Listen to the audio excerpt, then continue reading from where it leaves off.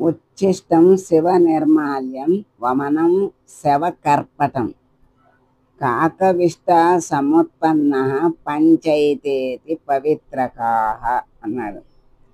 ఎంగిలి శివ నిర్మాల్యం వాంతి చేసుకున్నది అంటే కక్కింది.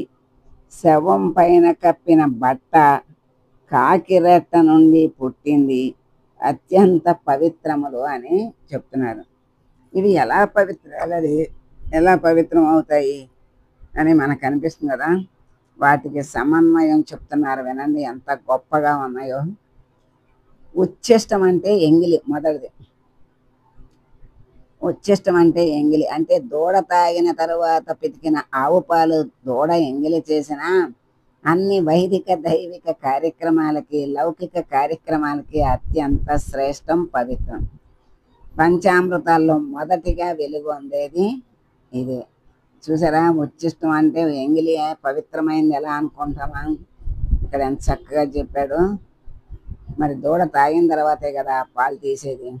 ఆ ఎంగిలి చేసినా మరి వైదిక కార్యక్రమాలకి లౌకిక కార్యక్రమాలకి కూడా చాలా అత్యంత శ్రేష్టమైంది, పవిత్రమైంది అని చెప్పారు. రెండవది శివ నిర్మాల్యం. శివార్చనానంతరం తీసిన ఆ పూజా ద్రవ్యాలు. శివ నిర్మాల్యం అంటే మరి ఆ శివుని పూజ అయిన తర్వాత తీసిన పూజా ద్రవ్యాలు అన్నారు కదా. శివుని జటాజూటాల నుండి జాలువారే గంగ, శివుని అభిషేకించిన పూజించిన ద్రవ్యములు శివస్పర్శ చెందినదైనా పవిత్రమే. విధిపూర్వకముగా గ్రహిస్తే అవి అత్యంత మహిమాన్వితములు. అవి ఆ ద్రవ్యాలు శివస్పర్శ చెందినవి కదా, అందుకని అవి పవిత్రమే. విధిపూర్వకంగా గ్రహిస్తే అవి చాలా మహిమాన్వితాలు అన్నారు. మరి మూడవది వమనం. వమనం అంటే వాంతి, అంటే కక్కినది పవిత్రమైంది అని చెబుతున్నారు. అదేంటో తెలుసుకున్నాం.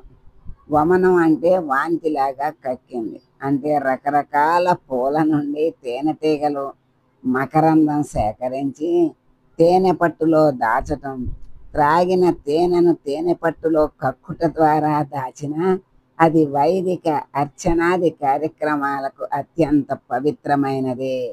పంచామృతాలలో ఒకటి. ఎంత గొప్పగా ఉందో అర్థం చూడండి. వమనం అంటే వాంతి చేసుకున్నది పవిత్రం ఎలా అవుతుంది అనుకుంటాం కదా. అర్థం, అంతరార్థం, బాహ్యార్థం అంటారు చూసారా, ఇవి చక్కని అంతరార్థాలు అన్నమాట.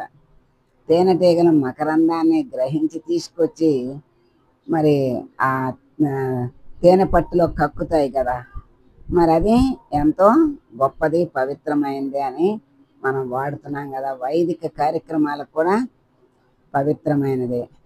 తర్వాత శవకర్పటం అంటే శవం మీద కప్పిన వస్త్రం అంటారు. శవం మీద కప్పిన వస్త్రం ఎలా పవిత్రమైంది అవుతుంది అంటే చనిపోయిన పట్టు పురుగు చుట్టూ ఉండే పట్టుగూడు నుండి తీసిన దారముతో నేసిన పట్టు పుట్టం పట్టుదారం తీయటానికి పట్టుకాయలో దాగున్న పట్టు పురుగుని చంపి అది చనిపోయిన తరువాత పట్టు నూలు సేకరించినప్పటికీ పట్టు వస్త్రం శుభకరమే.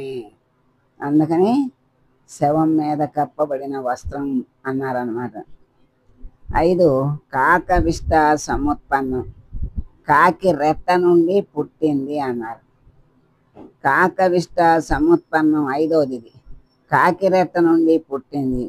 దేవాలయ తటాక నదీ తీర మైదాన అరణ్యాలలోని రావి చెట్లు కాకి రెట్ట ద్వారా స్వతసిద్ధంగా మొలకెత్తి పెరుగుతాయి. అయినా కూడా రావి పరమ పవిత్రం, సాక్షాత్తు విష్ణు స్వరూపం, త్రిమూర్తి స్వరూపం. యజ్ఞ యాగాది క్రతువుల్లో సమిధగా సమర్పించటానికి అత్యంత అర్హమైనది. దోషాలతో కూడుకున్నవిగా కనిపించినప్పటికీ ఈ 5 వస్తువులు అత్యంత పవిత్రమైనవి అని మనకి తెలియజేశారు. ఎంత చక్కని అర్థం ఉందో, మరి ఎంత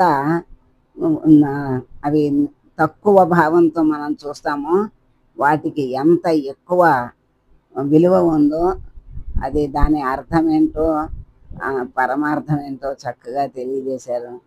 చాలా బాగుంది, సంతోషం. సర్వే జనా సుఖినో భవంతు.